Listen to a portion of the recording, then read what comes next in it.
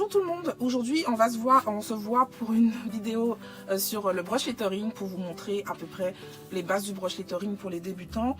Donc d'abord c'est quoi le brush lettering? Le brush lettering c'est de la calligraphie au pinceau tout simplement, en traduction simple. Donc je prends mon Acra Brush de chez Pentel pour vous montrer quel genre de pinceau il s'agit. En fait il s'agit de pinceaux comme celui-là, exactement comme ça. C'est des pinceaux qui ont un gros corps et une pointe fine. Parce qu'on a besoin et du gros corps et de la pointe fine. De ça pour faire du brush lettering. Et vous avez aussi des feutres qui imitent cette forme de pinceau qu'on utilise aussi en brush lettering et la marque Tombow. Moi ça fait tellement longtemps que j'ai ces feutres là que ils sont un petit peu... Ouais celui-là. C'est cette marque là, Tombow, c'est la marque la plus populaire on va dire en feutre de brush lettering. Et en autre stylo aussi qu'on utilise beaucoup en brush lettering, vous avez ce genre de stylo là. C'est des stylos avec une pointe qui imite le pinceau que je vous ai dit mais en beaucoup plus petit. Et ils ont aussi, ça n'y paraît pas mais ils sont assez souples aussi. Donc ce genre de stylo là c'est les pinceaux Fude. Dès que vous entendez Fude dans le nom d'un stylo, Fude no Suke, ça veut dire pointe pinceau en fait. Et vous avez aussi chez la marque Tombow ce genre de stylo là, mais vous allez les trouver qu'en noir, alors que chez Pentel, les Pentel Touch comme ça, ou Signe Touch aussi des fois, on voit comme nom marqué des fois, c'est des stylos Fude, mais vous avez beaucoup plus de couleurs, voilà. Donc ces stylos là, vous pouvez maintenant les trouver chez Le Furet du Nord. Parce que avant moi je les achetais sur internet, mais depuis quelques temps j'ai vu qu'ils en avaient chez Le Furet du Nord. D'ailleurs celui-là c'est chez Le Furet du Nord que je l'ai acheté à 2,69 € si vous connaissez qui. Ça les Acra Brush de chez Pentel, j'ai pas besoin de vous dire où trouver ça. Et vous avez aussi des Acra Brush chez Action, de la marque Action. Voilà, et vous avez Tombow pour les feutres à forme de pinceau. Et sinon moi avant de connaître Tombow, j'ai toujours eu des vis aquarelles de chez Bic. Mais avant c'était mes feutres pour quand j'étais petite. J'adorais ce genre de feutre là parce que comme il y avait une pointe pinceau, j'avais l'impression d'être une peintre au lieu de faire des dessins au feutre, vous voyez. Donc ceux-là ça fait vraiment des années que ça existe parce que voilà.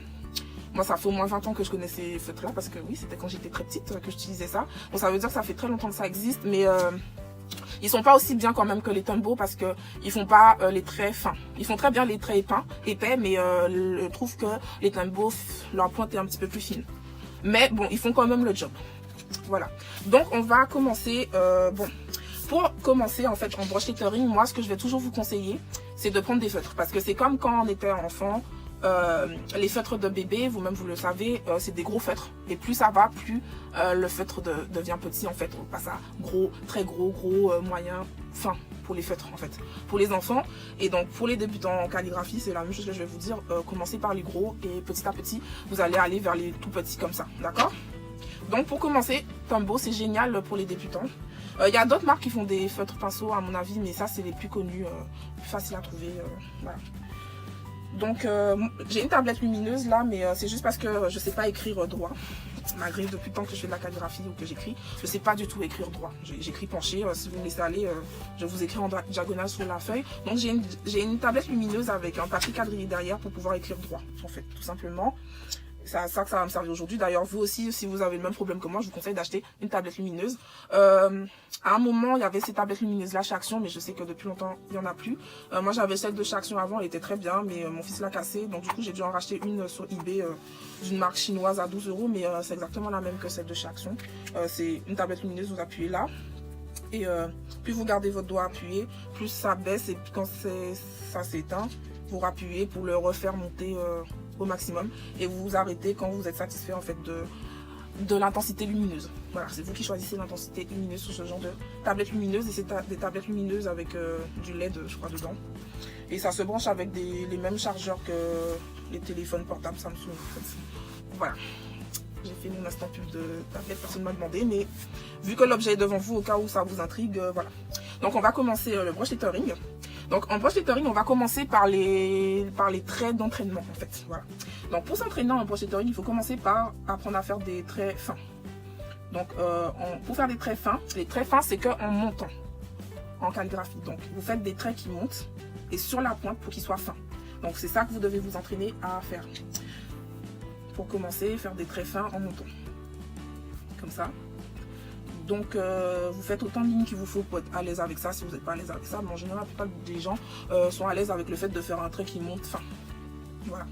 Ensuite, quand vous avez fait vos lignes de traits fins pour vous entraîner, vous passez à ça. Donc vous faites un trait fin pour monter toujours. Et ensuite vous appuyez sur le feutre pour faire un trait épais en descendant. Parce qu'en calligraphie, quand on monte, on fait des traits fins. Quand on descend, il faut appuyer pour que le trait soit épais. C'est ce que vous allez devoir entraîner votre main à faire en broche lettering. Comme ça, comme ça, comme ça, comme ça. Donc vous faites autant de lignes de ça que vous voulez pour pouvoir être à l'aise avec ça. Ensuite, vous allez aussi me faire ça. Oui, je vous donne des lignes de... Comment on appelait ça avant quand on était puni et qu'on devait faire des lignes de lettres, je ne me souviens plus. Voilà, vous êtes puni, vous devez me faire 100 lignes de ça. Donc, on fait le trait fin en montant. Ensuite, on fait en fait des zigzags comme ça. Pour s'entraîner en fait avec ça en calligraphie, quoi. Vous voyez? Vous devez vous entraîner à alterner ce genre de traits. D'accord? Ensuite, lorsqu'on est arrivé là, voilà, c'est la base de ce qu'il faut maîtriser. Ensuite, je vais faire des lettres avec vous. Alors, en calligraphie, on a beaucoup de sortes d'écritures différentes qu'on peut faire. Donc, je vous invite à aller regarder sur le hashtag broche lettering sur Instagram ou Pinterest, par exemple, pour voir des idées de police que vous pouvez faire en broche lettering. Mais nous, on va juste reprendre les bases de l'écriture comme celle qu'on l'a appris à l'école de l'écriture cursive en fait. Et dès que vous avez juste ça, il faut l'avoir comme base et après vous modifierez la police comme vous voulez. Mais moi, je vous donne la façon dont les lettres doivent être formées normalement. Voilà.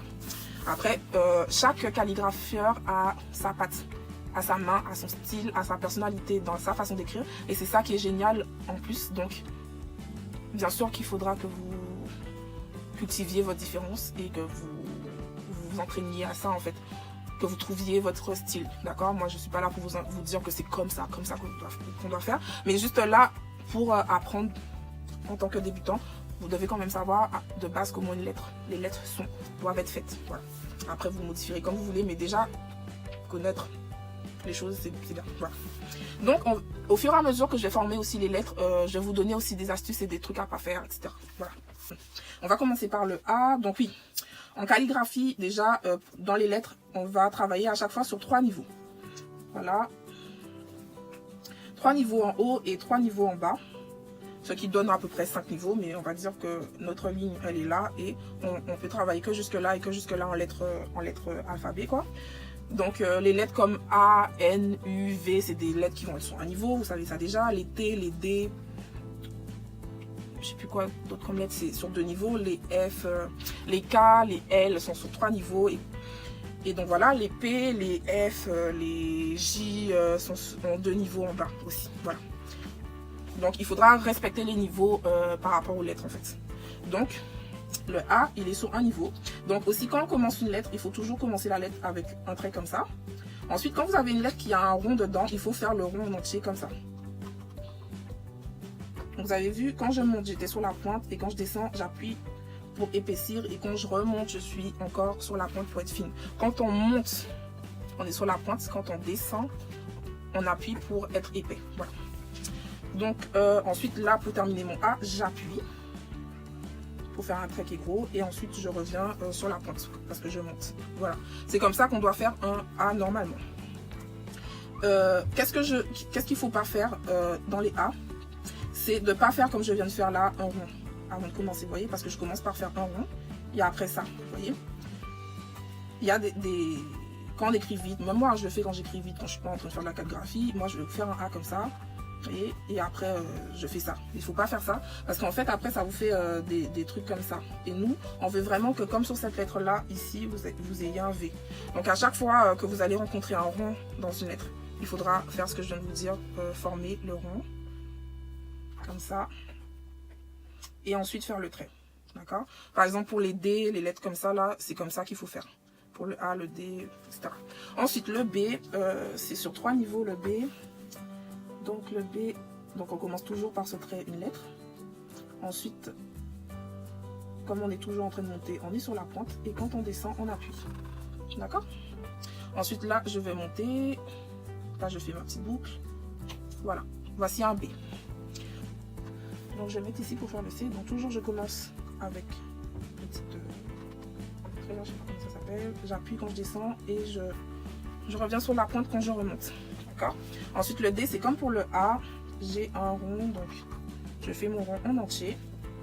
Et ensuite, je fais mon trait comme ça. Donc, voici un D. Le E, toujours, je commence par un petit trait, une lettre. Ensuite, j'appuie pour descendre et je fais comme ça. Ça, c'est le E. Ensuite, le F. Toujours, je commence ma lettre avec un petit trait. Ensuite, le F est sur 3 niveaux en haut et il a 2 niveaux en bas. D'accord? Et ensuite, je fais une boucle comme ça. Le G aussi, j'ai un rond dedans, donc je fais mon rond en entier. Je termine le rond. Il se finit sur 2 niveaux en bas. De toute façon, quand les lettres elles vont vers le bas, c'est toujours avec 2 niveaux en bas. Voilà. Ensuite, le H, il a 3 niveaux aussi. En haut. Quand je descends, j'appuie. Quand je remonte, je suis fine. Quand je descends, j'appuie. Et voilà. Le I, je fais mon petit truc là. J'appuie pour descendre et je suis fine quand je remonte. Comme ça. Voici le I. Donc le J maintenant, je commence avec mon amorçage là. Je descends en bas sur 2 niveaux. Après je remonte comme ça. Voilà. Le K, mon amorçage. Je suis sur 3 niveaux en haut pour le K. Je descends en appuyant. Voilà, comme ça. K. Voilà. Le L, c'est facile, 3 niveaux en haut. Voilà. Le M.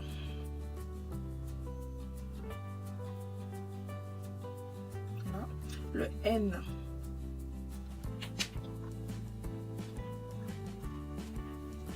Le O, par contre, même si le O, c'est en rond, il commence pas comme les autres lettres. Il commence ici. D'accord, on appuie comme ça.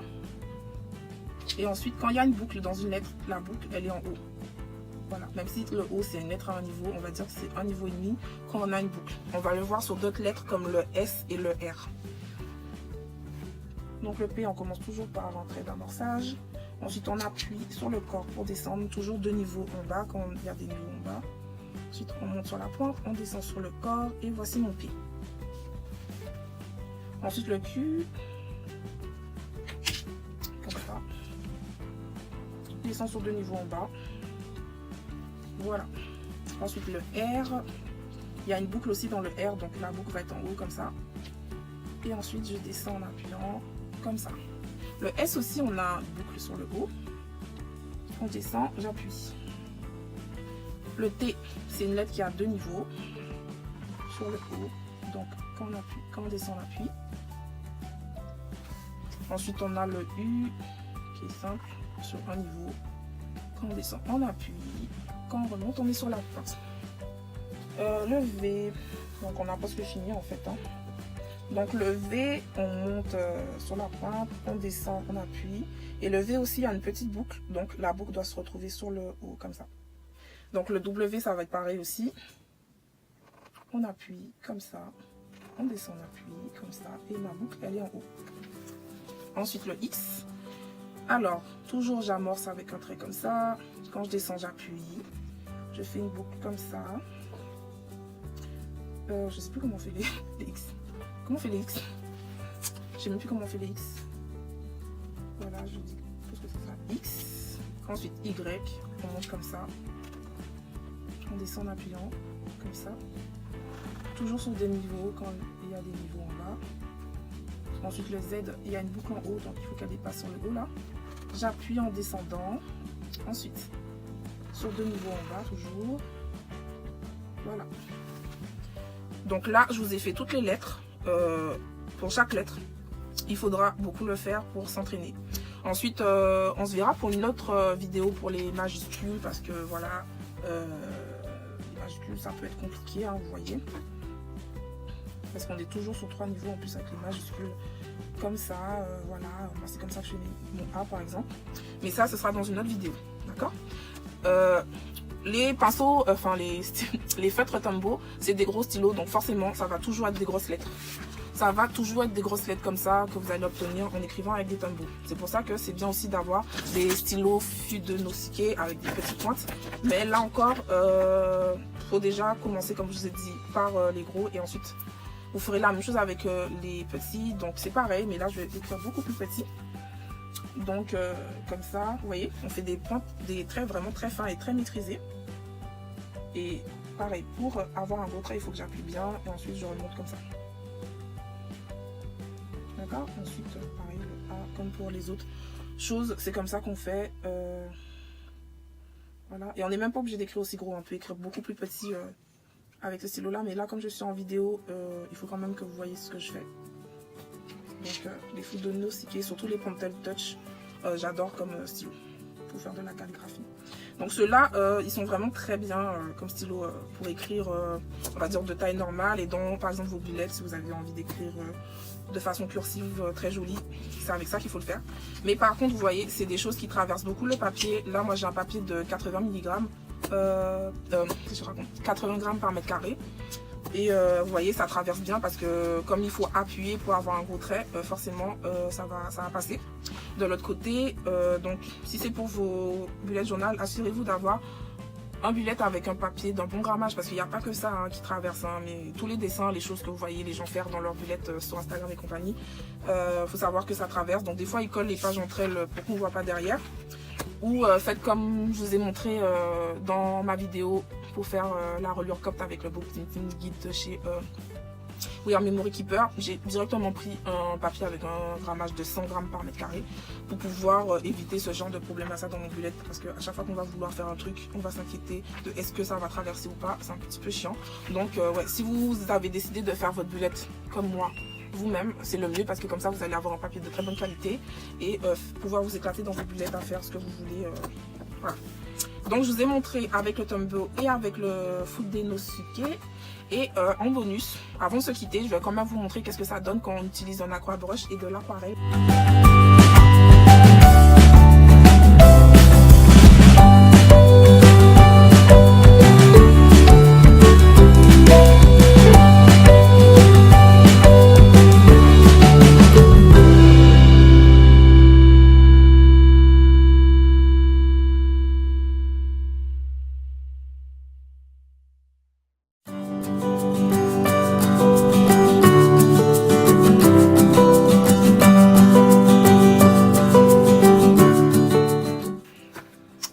Voilà ce qu'on peut essayer de faire avec de l'aquarelle en fait,